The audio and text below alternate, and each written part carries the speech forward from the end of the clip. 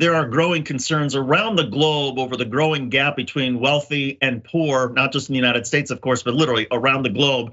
And there seems to be a consensus emerging, at least in some quarters, over some sort of wealth tax. In the United States, for example, taxing some of the wealthiest Americans in order to help pay for things that the government is currently not paying for. Is that such a good idea? Joining us is Gary Stevenson. He is a trader turned inequality economist. He joins us from London. Gary, first of all, before we get into a wealth tax, explain why is wealth inequality continuing to get worse? I think it's very important that people realize just how much wealth inequality has increased in the last 2 years. So during COVID, there has been a truly enormous increase in wealth inequality. And I think this happens in a way which is a little bit counterintuitive. And I think it's very important that people understand. Because the first thing is the government gave out an enormous amount of money during COVID, $4 trillion. That's truly enormous. It's about $15,000 for every adult in the country. Now, in many cases, that went directly to people who are poor and in need. So I think people might think this would perhaps be good for inequality. But you need to take it in a broader context of what has happened during COVID. So during COVID, there was a cancellation of a lot of spending, but not all spending, okay? If you're a poor or ordinary person and most of your spending is on rent, mortgage, food, bills, those expenditures remained during COVID. The kind of expenditures which disappeared during COVID were luxury and non-essential spending. So who has the most luxury and non-essential spending? Basically, it's rich people. So during COVID, rich people massively stopped spending. Now, that causes two problems. One is that spending drives ordinary people's wages. The other is, if they don't spend it, then it starts to accumulate in their bank account.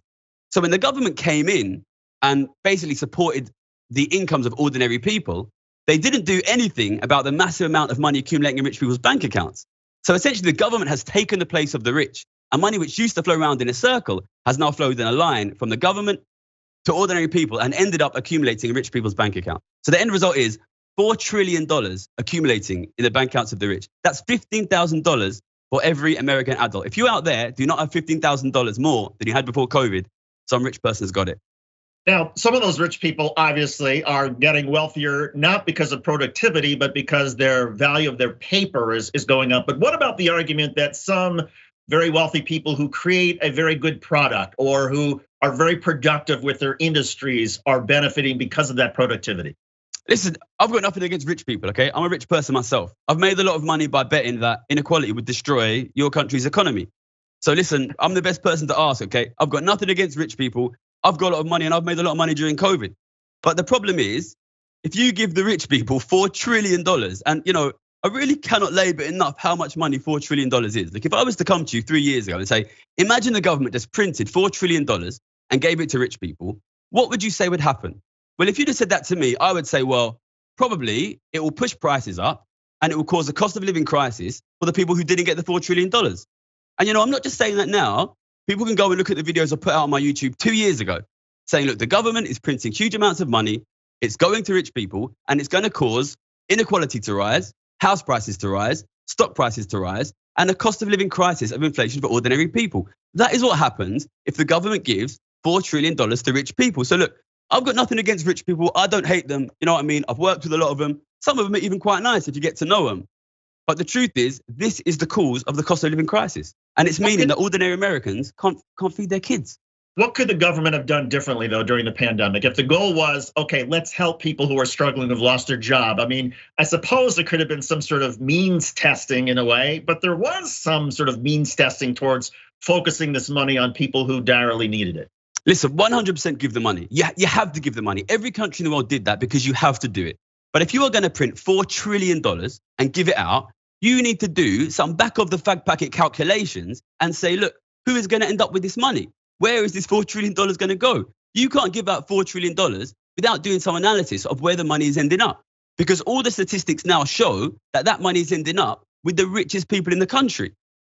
So the problem was not, look, the problem wasn't helping people with the money. It's that it wasn't accompanied by not only analysis of where the money went out, but also then some means of getting the revenue back from the wealthiest people who were seeing their wealth grow even more. Yeah, I think there just has to be a little bit of understanding, which is, look, this is an emergency situation. We need to give money out, but it is going to cause a transfer of $4 trillion of wealth from the government to the richest. And that is going to cause an economic crisis. this analysis should have been done at the beginning, and then we should say, okay, well, the rich are going to get $4 trillion.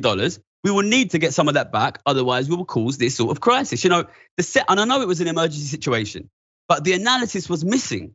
$4 trillion has transferred from the US government to the wealthiest people in the country. It is the largest and quickest ever increase in wealth inequality in the United States. If you are going to have the largest and quickest ever increase in wealth inequality, then that will be associated with the largest and quickest ever decrease in living standards for ordinary people and increase in living standards for the rich. This is not rocket science. And my biggest concern is that right now, this cost of living crisis gets blamed 100% on Vladimir Putin and Russia, because you can see it happening in the media now. And if that happens, then it means that this $4 trillion, which is still sitting in the bank accounts of the richest Americans, by the way, will be left there. And they will use that to buy houses that your kids need, to buy stocks and shares that you need for your pension, to drive up wealth inequality to even higher levels. And we will see an economic disaster, and we are seeing it. One of the efforts to try to rectify part of the solution has been in the United States. Senator Elizabeth Warren has proposed a wealth tax. The rap against that is that it would not only tax the wealthiest 1%, but you would have some very wealthy doctors and businessmen and people who aren't so wealthy who would also be pinched and have less money that they would spend and circulate in the economy. Thoughts? Yeah, look, I'm a strong campaigner for wealth tax. I've been supporting it for a long time. And what I always say when people say this is, look, I'm not about taxing people with $1 million, okay? I'm about taxing people with $100 million, okay? The average billionaire in the US has seen their wealth double in the last 2 years during a crisis in which increasingly ordinary people can't afford to heat their homes, okay? These guys, if you allow these guys to take more and more wealth, they will use that to buy the rest of the homes. I'm not just saying this. I've been betting on this for 15 years and I've made millions of pounds doing it, okay? If you allow these guys to accumulate more and more wealth, they will eventually take everything and you will see an economic disaster, and we are seeing it. So look, if you're out there and you're a doctor or a lawyer, you are not my enemy. You know what I mean? I was a banker myself, I've got money, and I'm willing to pay a bit more. But the problem here is the super rich. What about the problem that some people have identified, like Bernie Sanders has identified people essentially trading pieces of paper? So he wants to put a transaction tax or a penny per trade on Wall Street, with the idea being that, okay, the financial sector in the United States, you shouldn't be able to make so much money by trading so quickly with speculation and making bets, that there should be some sort of tax on that. Does that make sense in your estimation? Well, listen, I've traded a few pieces of paper in my time, so I guess some people will be pointing some fingers at me here. Look, the most important thing with any tax is that it hits the richest.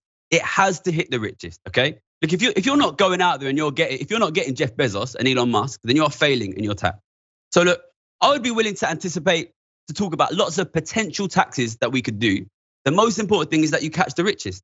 You have to catch, because I know people out there will be looking at me and saying, you're going to bring a tax in, the richest will avoid it, and you're going to hit me. That's not what I want to do. I want to bring a tax that is well designed, well planned, and hits the richest people in the country. You mentioned, and you've been correct on a lot of things like inflation, on the wealth transfer, on all the sort of side effects, housing prices going up. Given your track record, let's ask you a little bit about the future. What do you see if nothing changes? What do you see happening over the next year or two in the United States with the economy? David, I'm not going to sugarcoat this for you. This is going to be a disaster. This is genuinely going to be a disaster. I'm sorry, but look at what's happening already now, okay? There are increasingly, people can't afford to feed their families, all right? Winter's going to come and half the country is going to be struggling to heat their homes. That's what's going to happen. And then you've got another 20-30% above that have an extra 2,000-3,000 extra cost of living. Well, that's the money they needed to go to the shops, to go on holiday, to go to the bars, to go to the cinema, to go to the theater, right? These guys can't go out anymore. This money that is being sucked out of ordinary people's purchasing power, that is the money that drives the economy. And if you take that money away. And do you see inflation continuing at the current pace? I mean, a lot of economists would think, well, inflation will probably taper down by the end of the year. How do you see it? Listen, inflation will eventually normalize. But the point that I want to make is, even if inflation normalizes, that doesn't mean prices go back to where they were. So we will move to a new normal where the normal cost of living is permanently higher relative to an ordinary person's wages. And that means the standard of living will be permanently lower for ordinary people. And this is exactly what you should expect when you have an enormous and permanent increase in wealth inequality. This has been the largest ever transfer of wealth from ordinary people to the rich. So ordinary people will see their quality of life fall if they don't change that.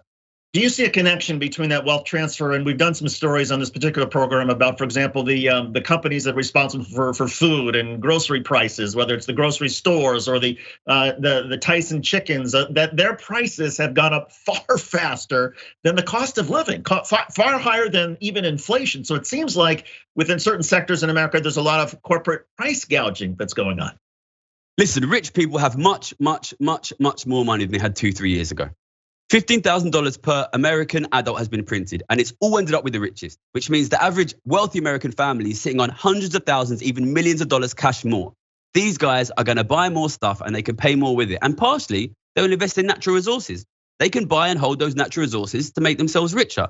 Look, if you make the rich much richer, then they will take a bigger share of the output and of the natural resources. That leaves less for the rest of us. Gary, if you could have a conversation with Joe Biden and top members of Congress right now, what would you say to them? What's the solution here? Assuming that they have the political will and the votes to do it, what's the solution? Listen, you guys have presided over the biggest and fastest ever increase in wealth inequality, but it's fixable. The money is there. That $4 trillion is sitting in the bank accounts of the richest Americans, while ordinary people are struggling to heat their homes and feed their families. $4 trillion is there. You have to access it. Be careful, plan a tax that works, but you have to tax the richest. It's the only way to avoid an economic disaster here.